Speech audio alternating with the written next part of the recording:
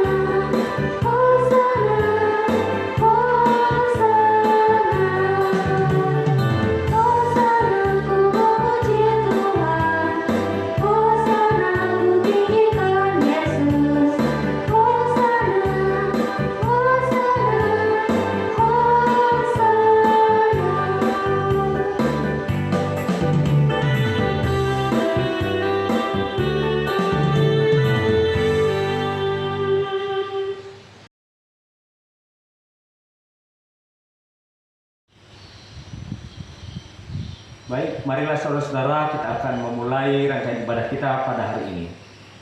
Pertolongan kita adalah dalam nama Tuhan yang menjadikan langit dan bumi, yang memelihara kesetiaannya sampai selama-lamanya, dan tidak pernah meninggalkan perbuatan tangannya. Kasih karunia dan damai sejahtera dari Allah Bapa kita dan dari Tuhan Yesus Kristus menyertai kamu. Amin. Disilahkan duduk kembali. Kita kembali memuji nama Tuhan dengan lagu yang berjudul Segala Puji Syukur.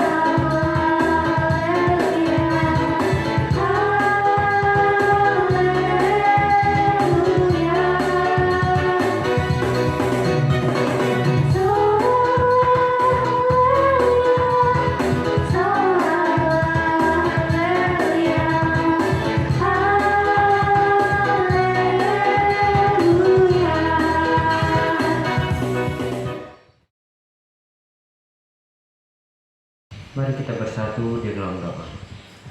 Dalam nama Yesus Kristus, kami berdoa dan mengucap syukur kepadamu ya Tuhan. Pada ibadah SPPR ini, kami dapat berkumpul bersama-sama di tempat ini.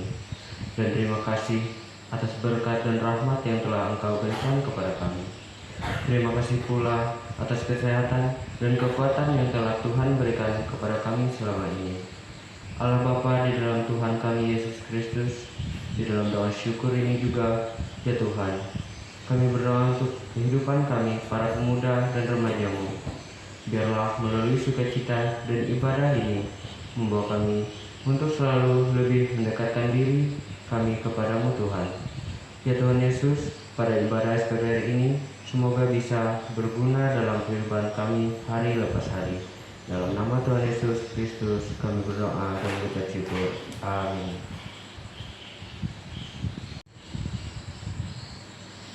Sebelum memasuki pemberitaan firman Tuhan yang akan disampaikan oleh Bapak Pendeta Andre Gromiko STH, kita akan menyanyikan pujian yang berjudul Firman-Mu Pelita Bagi Kakiku.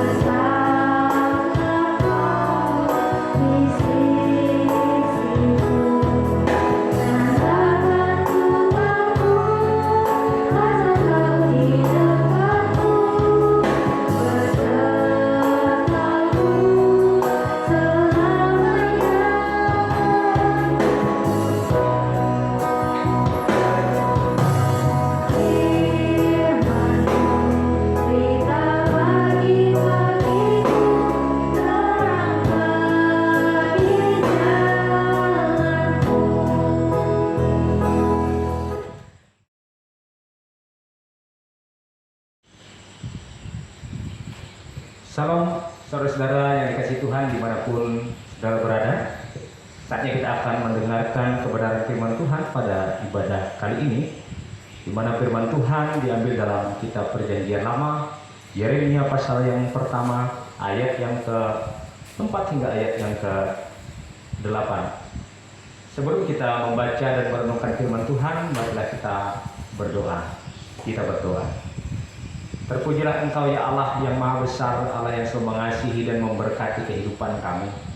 Jika pada saat ini kami dapat melakukan ibadah, itu pun karena kasih dan penyertaan Tuhan bagi kami. Pada saat ini ya Tuhan, bersama-sama dengan pemuda remaja sekawasan resort GKI Murad TW, kami melaksanakan ibadah ini. Terima kasih atas kesempatan, atas waktu yang Kau berikan kepada kami. Ya Allah ya Tuhan kami, pada saat ini kami akan membaca dan merenungkan kebenaran firman-Mu. Urapilah hati dan pikiran kami, agar kami mampu mengerti kebenaran firman-Mu pada hari ini. Di dalam nama Tuhan kami Yesus Kristus, kami berdoa. Amin. Saudara-saudara yang dikasihi Tuhan, firman Tuhan dalam Yeremia pasal yang pertama ayat yang ke-4 hingga yang ke-8 dengan perikop Yeremia dipanggil dan diutus. Demikian firman Tuhan. Firman Tuhan datang kepadaku bunyinya, sebelum aku membentuk engkau dalam rahim ibumu, aku telah mengenal engkau. Dan sebelum engkau keluar dari kandungan, aku telah menguruskan engkau. Aku telah menetapkan engkau menjadi nabi bagi bangsa-bangsa. Maka aku menjawab, ah Tuhan Allah, sesungguhnya aku tidak pandai berbicara, sebab aku ini masih muda. Tetapi Tuhan berfirman kepadaku, janganlah katakan aku ini masih muda, tetapi kepada siapapun engkau kuutus, haruslah engkau pergi. Dan apapun yang kuperintahkan kepadamu, haruslah kau sampaikan. Janganlah takut kepada mereka, sebab aku menyertai engkau untuk melepas engkau. Demikianlah firman Tuhan. Yang berbahagia adalah mereka mendengar firman Allah dan memeliharanya. Amin. Saudara-saudara yang dikasihi di dalam Yesus Kristus, firman Tuhan pada hari ini memperlihatkan kepada kita bagaimana Yeremia memberikan satu alasan untuk menolak panggilan Tuhan untuk menjadi seorang rabi. Dia mengatakan, ah Tuhan Allah, sesungguhnya aku tidak pandai bicara sebab aku ini masih muda. Memang benar saudara, pada saat itu usianya kurang dari 20 tahun. Kita ketahui bersama Nabi adalah seorang utusan khusus yang dipilih oleh Tuhan untuk menyampaikan firman-Nya kepada umat-Nya. Nabi adalah seorang penyambung lidah Allah yang harus mengatakan yang salah adalah salah, yang benar adalah benar. Nabi tidak boleh berkompromi dengan dosa dan kejahatan. Siapapun yang tidak hidup tidak sesuai firman Tuhan, maka Nabi wajib untuk menegur dan menyatakan kesalahan dan dosa-dosanya, serta mengajak mereka untuk bertobat, untuk kembali hidup dalam kebenaran firman Tuhan. Saudara-saudara yang dikasihi Tuhan, alasan penolakan Yeremia tersebut boleh kita katakan memiliki beberapa latar belakang atau kondisi-kondisi. Yang pertama adalah berdasarkan apa yang dikatakan oleh firman Tuhan hari ini, bahwa Yeremia tidak percaya diri, tidak pandai berbicara, dia tidak berpengalaman. Memang pada zaman dulu ketika Yeremia hidup, pendapat, nasihat, ataupun saran dari orang yang masih muda itu tidak pernah didengarkan. Di zamannya, nasihat atau pendapat itu hanyalah didengarkan dari orang yang sudah tua. Sehingga kalau dia dalam usia yang sangat muda, maka tentu saja ini menjadi sebuah alasan Yeremia menolak atau memberikan alasan kepada Tuhan. Alasan yang kedua, saudara, pada waktu itu Nabi Yeremia hidup di zaman yang sangat sulit, karena kehidupan umat, terutama pemimpin-pemimpin umat dan juga raja yang berkuasa, hidup sangatlah kejam. Mereka menindas umatnya, mereka juga sering tidak memperhatikan kehidupan umatnya. Bahkan para imam tidak lagi memperhatikan kehidupan iman umatnya, menyebabkan umat pada waktu itu menyembah dewa. Saudara, artinya bahwa Yeremia pada saat itu menghadapi kekuatan kekuasaan yang luar biasa, sehingga ketika dia dipilih untuk menjadi nabi, tentu risikonya sangat besar.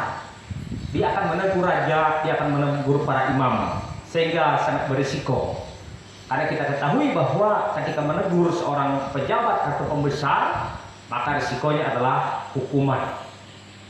Yang ketiga, saudara, pada waktu itu juga Yeremia hidup di tengah zaman yang sangat buruk kehidupan moralnya. Pada waktu itu para nabi sudah banyak, namun demikian nabi-nabi tersebut adalah nabi-nabi palsu yang tidak pernah mengajarkan umat untuk kembali ke jalan Tuhan. Sehingga Yeremia akan menghadapi pengaruh yang luar biasa atau karisma dari para nabi-nabi palsu ini. Dengan demikian, saudara, sangatlah masuk akal kalau Yeremia kemudian memberikan alasan ini kepada Tuhan untuk menjadi seorang nabi. Dia tidak berani, dan boleh kita katakan daripada hancur lebih baik dia mundur. Atau dalam istilah kita, Yeremia bagaikan orang yang tidak mampu atau tidak berdaya menghadapi kekuatan dan kekuasaan pada waktu itu. Nah, saudara-saudara yang dikasih Tuhan, itu adalah latar belakang atau kondisi sehingga Yeremia mengatakan dia tidak mau karena dia muda, karena dia tidak pandai berbicara dan berbagai kondisi yang menyebabkan dia menolak panggilan Tuhan tersebut. Saudara-saudara yang dikasih Tuhan, jika kita melihat di ayat sebelumnya, yaitu ayat 5 dan ayat-ayat selanjutnya, kita akan mengerti bahwa rencana Allah bagi Yeremia telah ditetapkannya semenjak semula. Allah sangat mengenal Yeremia bahkan sebelum dia dilahirkan ke dunia. Allah juga tahu betul siapa Yeremia. Dari sini kita mengerti bahwa pilihan Allah tidaklah pernah salah bagi hidup Yeremia dan tentu juga bagi hidup kita. Jika Allah menugaskan Yeremia menjadi seorang nabi, Allah juga menyatakan penyertaan. Allah juga berjanji melepaskan dia. Allah tidak membiarkan Yeremia seorang diri dalam melaksanakan tugasnya.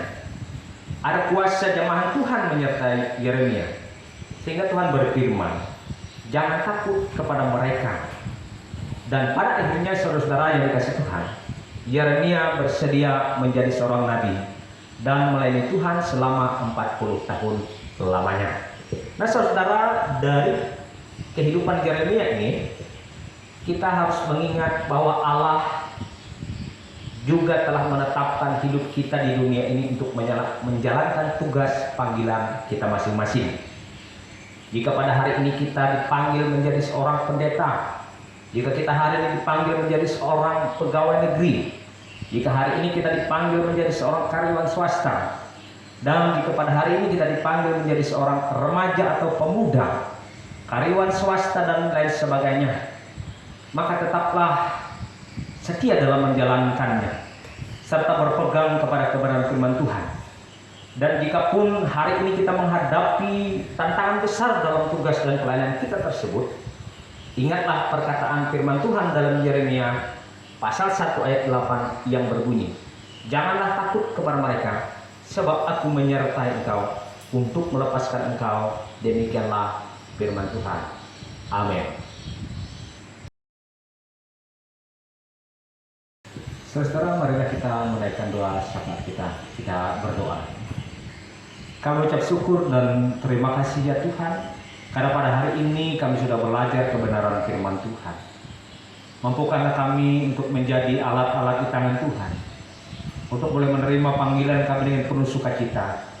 Apapun panggilan, apapun profesi yang Tuhan karuniakan bagi kami, mampukanlah kami dalam kuasa Roh Kudus untuk menjalankan tugas tanggung jawab kami dengan sepenuh hati. Kuatkan dan mampukan kami juga ketika menghadapi setiap tantangan yang ada di dalam kehidupan kami, ketika kami menjalankan karya-karya di tengah dunia ini. Karena kami percaya tanpa kuasa dan penyertaan daripada Allah, kami tidak akan mampu berdaya menghadapi kekuatan-kekuatan dunia ini, menghadapi kuasa-kuasa roh kejahatan di dunia ini. Sehingga pada kesempatan ini kami berdoa, biar Engkau pakai kehidupan kami, agar kami boleh menjadi alat kepujian, kemuliaan bagi nama Tuhan. Pada hari ini juga ya Tuhan, kami menaikkan syafaat kami secara khusus untuk pemuda, remaja yang ada di kawasan resort IKM Moratewe ini secara khusus. Berkatilah kaum generasi muda gerejamu pada saat ini ya Tuhan, agar mereka boleh menjadi anak-anak Tuhan yang sejak mudanya boleh selalu belajar untuk mengenal akan kebenaran firman Tuhan, selalu mengenal akan kasih Tuhan, sehingga mereka juga selalu bertumbuh di dalam iman dan pengharapan mereka. Terlebih-lebih di tengah situasi kehidupan saat ini Tuhan, kami percaya ada banyak pengaruh-pengaruh yang mencoba menggoda kehidupan iman percaya anak-anak kami. Kau berkati, Engkau berikan hikmat agar mereka boleh menjadi anak-anak muda yang boleh selalu rindu untuk bersekutu, rindu untuk belajar kebenaran firman Tuhan, rindu untuk selalu menjadi saksi Tuhan di tengah-tengah dunia ini. Kami juga berdoa ya Tuhan untuk komisi pelayanan pemuda tingkat resort Moratewe, tingkat jemaat ataupun calon jemaat. Biar Tuhan juga memberkati setiap pengurus, setiap pelayan-pelayan Tuhan yang boleh menjadi pembina, iman anak-anak muda di gereja di dunia ini. Berikanlah hikmat, kekuatan, kesehatan bagi mereka, agar program-program kerja pelayanan di tengah pandemi ini boleh tetap dapat dilaksanakan dengan baik, tetap dijalankan dengan penuh hikmat, sehingga nama Tuhan, persekutuan tetap boleh dijalankan walaupun di tengah-tengah keterbatasan saat ini. Demikian juga ya Tuhan, kami berdoa untuk para pemimpin bangsa negara kami, agar kiranya Bapa berkati mereka dengan hikmat daripada Roh Kudus, agar mereka boleh menjadi pemimpin yang bijaksana dalam menjalankan tugas-tugas mereka. Berkati pula para pelayan-pelayan Tuhan, penatua diakon, guru-guru sekolah minggu, para pendeta penginjil, pimpinan-pemimpin gereja. Biarlah Tuhan juga berkati dengan hikmat, agar mereka sebagai pelayan-pelayan Tuhan yang secara khusus terpanggil untuk melayani umat di tengah dunia ini, diberikan hikmat, kesabaran, dan hati yang penuh kesetiaan, agar pelayanan boleh dijalankan dengan penuh sukacita, sehingga banyak orang yang mengenal, banyak orang yang diselamatkan karena tugas pelayan yang dipercayakan kepada mereka. Demikian pula pada saat ini ya Bapa, kami berdoa untuk mereka yang sedang dalam pergumulan, yang sedang menghadapi cobaan hidup, baik karena sakit penyakit yang mereka alami, maupun karena berbagai macam duka yang mereka alami. Kuatkan, hiburkan mereka sekalian ya Bapa, karena mereka dimampukan melewati hari-hari yang sulit ini dalam kuasa dan pertolongan daripada Tuhan. Ya Allah ya Tuhan kami, saat ini juga kami menyerahkan kehidupan bangsa negara kami yang pada saat ini masih berada di masa pandemi yang masih belum usai saat ini. Bila tetap Engkau berkati orang-orang yang terlibat dalam penanganan pandemi COVID-19 ini, para tenaga medis, perawat, dokter, satuan tugas yang menangani persoalan ini, agar diberikan keselamatan, diberikan perlindungan, diberikan kesabaran dalam menjalankan tugas tanggung jawab mereka. Demikian juga kami sebagai masyarakat, agar boleh benar-benar mentaati apa yang dianjurkan oleh pihak pemerintah, sehingga pandemi ini benar-benar mereda di bangsa dan kehidupan negara kami. Inilah ya Tuhan doa syafaat yang kami naikkan kepada Tuhan. Kiranya doa ini boleh berkenan di hadapan Bapa di surga. Terima kasih Bapa, kami alaskan doa permohonan ini di dalam nama Tuhan kami Yesus Kristus, Juru Selamat kami. Amin.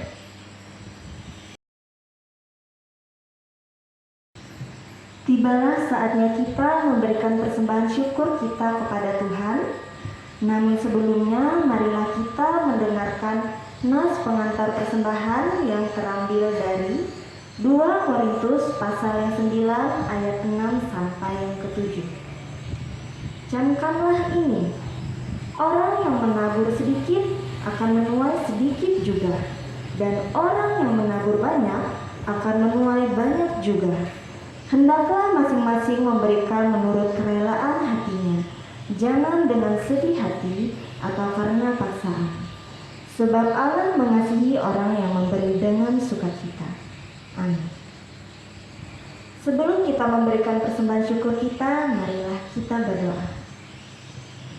Tuhan, Bapa kami yang ada di dalam surga, terima kasih ya Tuhan atas berkat yang Tuhan berikan di dalam kehidupan kami hari lepas hari. Pada hari ini ya Tuhan, kami ingin memberikan persembahan syukur kami. Kiranya persembahan syukur ini dapat berguna dan bermanfaat bagi kemuliaan nama Tuhan. Terima kasih ya Tuhan atas berkat yang Tuhan berikan. Hanya di dalam nama Tuhan Yesus Kristus kami berdoa dan mengucap syukur. Amin. Persembahan syukur kita hari ini akan kita iringi dengan pujian yang berjudul Betapa Hatiku.